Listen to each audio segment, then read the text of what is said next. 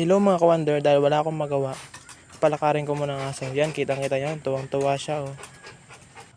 At nung nilabas ko ng aso ko, makikita nyo, tuwang-tuwa yung isang aso oh.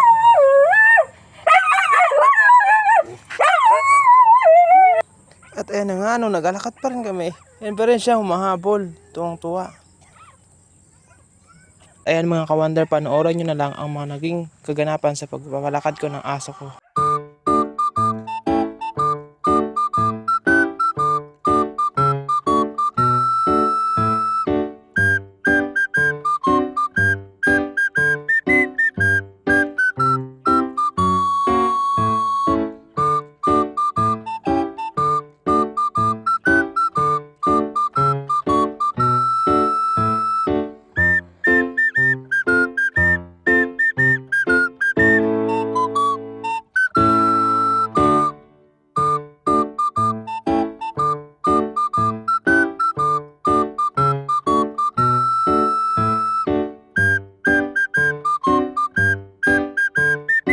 Yun nga mga ka-wonder, tumain na siya. At then makikita natin mga ka-wonder, yung iba ko pang aso na gustong pumunta dito.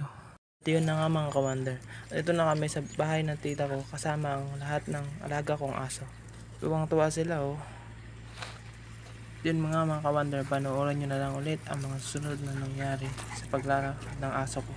A few moments later. A few inches later. 2 hours later. 1 eternity later.